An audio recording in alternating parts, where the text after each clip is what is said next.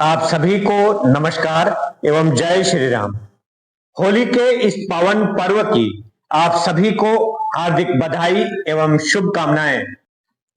आज हम बात करेंगे बजट सेशन के समय विधानसभा में चल रही गतिविधियों के विषय में।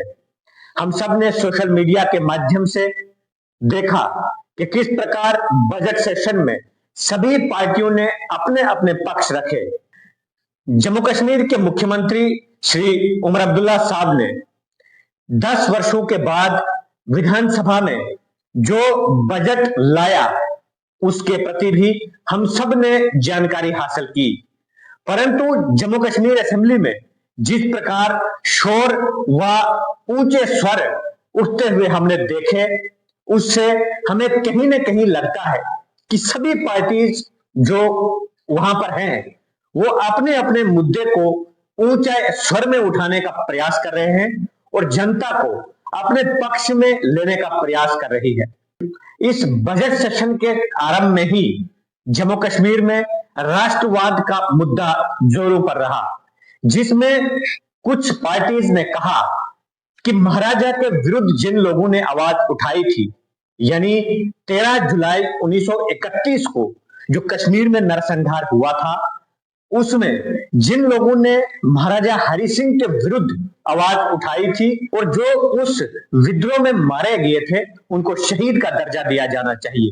उसमें भारतीय जनता पार्टी ने मुख्य रूप से जम्मू कश्मीर विधानसभा के नेता प्रतिपक्ष माननीय सुनील शर्मा जी ने कहा वो लोग जो थे वो राष्ट्रभक्त नहीं हो सकते हैं, क्योंकि वो लोग राष्ट्र विरोधी थे, राज विरोधी थे और महाराजा हरि सिंह के विरुद्ध उन्होंने आवाज उठाई थी और कश्मीर में दुकानें जलाई थी, निर्दोष लोगों की हत्या की थी। इसके अतिरिक्त कुछ लोगों ने महाराजा हरि सिंह को डिक्टेटर के नाम से भी बताया।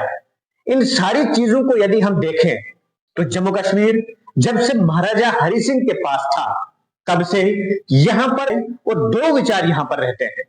एक विचार ये था कि जो भारत के साथ जम्मू कश्मीर को रखना चाहते थे और दूसरे वो लोग थे जो भारत के साथ जम्मू कश्मीर को नहीं रखने देना चाहते थे, जिसमें विचारधारा ऐसी थी जो कहती थी कि जम्मू कश्मीर भारत का अभिन्न अंग है और वो हमेशा यही कहते थे कि भारत की एकता, अखंडता, संप्रभुता को ललकारना राष्ट्रद्रोही है, राष्ट्र विरोधी है और जम्मू कश्मीर में जो जम्मू कश्मीर की अखंडता, एकता व संप्रभुता को ललकारते हैं वो राष्ट्रद्रोही है।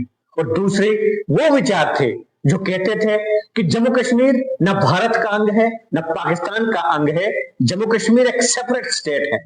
इस प्रकार के जो विचार जम्मू कश्मीर के अंदर थे वो आरंभ से ही आज तक वो विचार चलते हैं। अब तय हमने करना है कि हमें किस प्रकार का जम्मू कश्मीर चाहिए।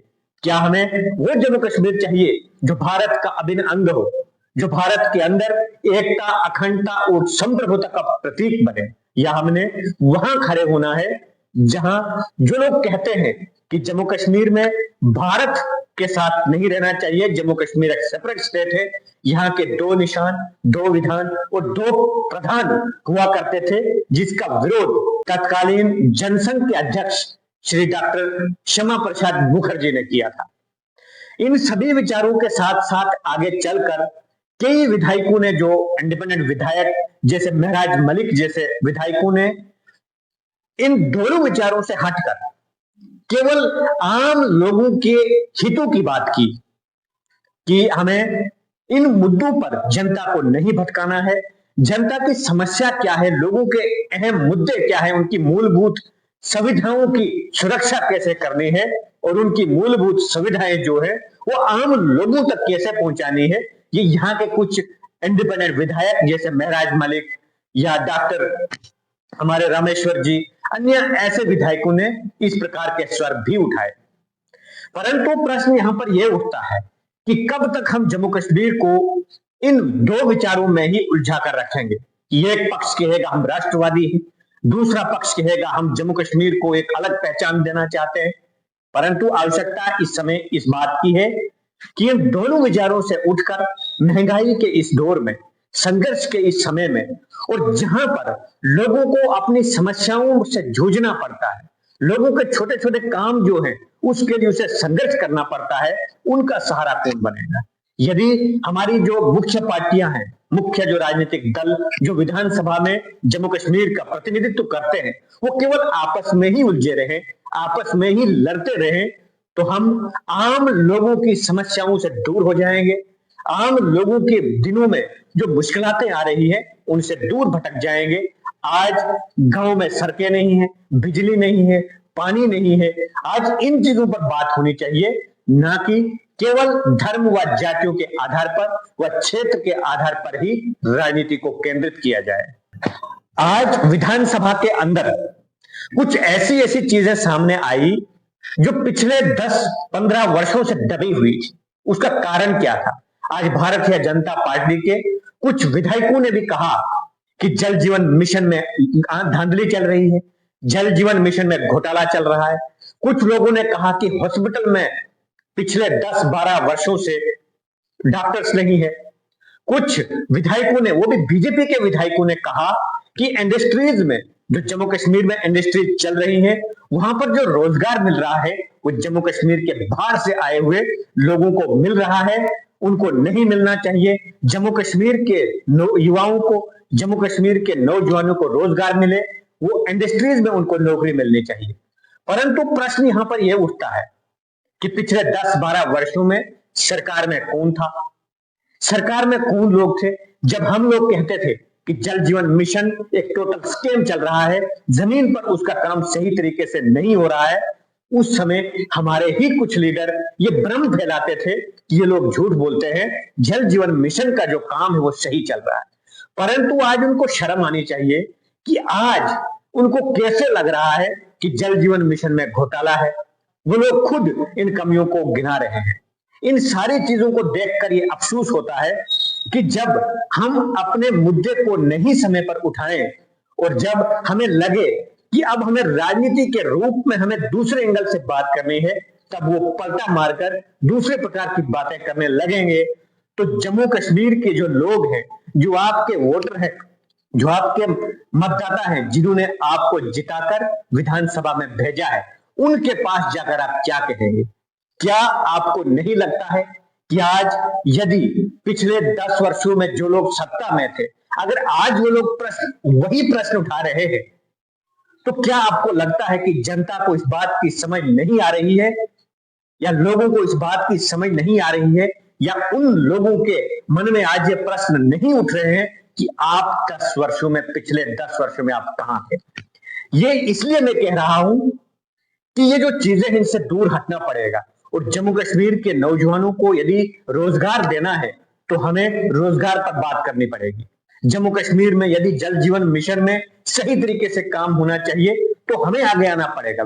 विधायक आप लोग हैं और आप लोग यदि आगे नहीं आएंगे तो हम किसके पास जाएंगे? आज आपको आवश्यकता है, आपने जो जनता के साथ वादे किए हैं उनको पूरा करने की और आम लोगों के हितों की सुरक्षा की। असेंबली में एक स्वर में जब आवाज निकलेगी कि जम्मू कश्मीर के नौजवानों को रोजगार मिलना चाहिए, यहाँ पर हॉस्पिटलों में अच्छा इलाज होना चाहिए, स्कूलों में अच्छी शिक्षा होनी चाहिए, गांव-गांव में सड़कें होनी चाहिए, जब सभी लोग इस प्रकार की आवाज उठाएंगे तब हम कहेंगे कि आप लोग जो हो वो आप आम जनमानस के लिए काम कर रहे हो।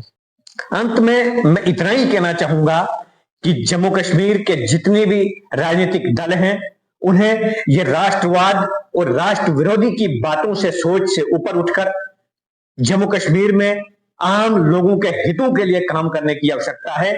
क्योंकि 2029 में जब आप चुनाव में जाएंगे, आपकी एक एक बात जो है वो जनता नोट करके रखेगी कि आपने किन मुद्दों पर वोट लिया था और आपने उन मुद्दों को किस प्रकार जमीन पर पहुंचाया। यहाँ पर जितने भी विधायक हैं वो अकाउंटेबल हैं, वो जनता के प्रति, लोगों के प्रति जवाबदेह होंगे। और लोकतंत्र का यह सिद्धांत है कि परिणाम दो अथवा बाहर हो जाओ। यदि फिर से विधानसभा में यही सुनने को आएगा कि ये राष्ट्रवादी है, ये राष्ट्र विरोधी है, इससे काम नहीं चल सकता है। आज लोगों को काम चाहिए और छोटी छोटी चीजें जो समस्याएं आ रही हैं उनसे निपटने के लिए हमारे विधायकों को आगे आना पड़ेगा। आज एक इनकम सर्टिफिकेट के लिए 10-10 दिन 15-15 दिन भटकना पड़ता है। बिजली के बिलों की यदि हम बात करें तो हमारे क्षेत्रों में 400-400 500-500 बिल आते हैं, जहां मीटर की रीडिंग यदि हम देखें 10-10 पॉइंट या 15-15 पॉइंट बिजली वो यूज करते हैं और बिल देते हैं 500-500 600-600। लेकिन हमारे विधायकों को इन चीजों की जानकारी ही नहीं है कि जमीन पर जो छोटे छोटे मुद्दे हैं उनसे लोग कितने समस्या में जूझ रहे हैं। पंचायतों का कार्यकाल समाप्त हुआ है, केवल अफसरशाही के जुल्म लोगों को सहने पड़ते हैं और जो प्लान बनाए जाते हैं वो प्लान सही तरीके से यूटिलाइज नहीं हो पाते हैं। उसका कारण यह है कि आज प्लान दफ्तरों में बैठकर बनाए जाते हैं और हमारे विधायकों को इस चीज की जानकारी होनी चाहिए कि ये जो छोटे छोटे काम हैं उन लोगों तक पहुंचने चाहिए। आज लोगों को एमजी नरेगा के 26,000 मिलने चाहिए, उनको उसकी चिंता है। आज उसे यदि प्रधानमंत्री आवास योजना में अपना नाम दर्ज करना है, उस समस्या के समाधान के लिए हमारे विधायकों को आगे आना पड़ेगा। आज यदि बिजली के बिल ज्यादा आते हैं तो हमारे विधायकों की ये जिम्मेवारी है।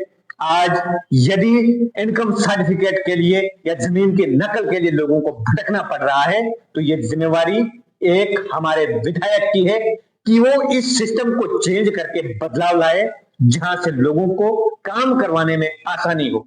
आप रोडें या सड़कें बनाते जाएं, उसके लिए आपको जिम्मेवारी है, आपका दायित्व है, परंतु इसके साथ साथ आपके वो वोटर भी हैं जो घर से निकलकर 10-10 दिन अपने छोटे कागज के लिए तरसते हैं। उन्हीं लोगों ने आपको वोट दिया है। यदि आप कहेंगे कि जम्मू से या डोडा से या बाहर से आकर आपको लोगों ने जिताया तो यह आपकी गलतफहमी है। आपको जिताने वाले वो लोग हैं जो 24x7 अपने गांव में रहते हैं, क्योंकि गांव के लोग अपने घर में यदि 5 वोट होंगे या 10 वोट होंगे वो पूरे 10-10 5-5 वोट पोल करते हैं। जो बाहर से लोग आते हैं वो 1-1 2 लोग आते हैं, उनके परिवार, उनके बच्चे, उनकी बीवियां सिटी में बैठकर ऐश व आराम के साथ बैठी होती है। वो वोट देने नहीं आते हैं। वोट केवल आपको वो देते हैं जिनको इन छोटी छोटी चीजों की समस्याओं से जूझना पड़ता है। मेरा अपने विधायकों से आग्रह है कि आपको इन छोटी छोटी चीजों पे ध्यान देना होगा, तब जाकर हम नीचे तक परिवर्तन ला सकते हैं। इतना ही कहते हुए आप सभी का धन्यवाद। जय हिंद, जय भारत, जय श्री राम।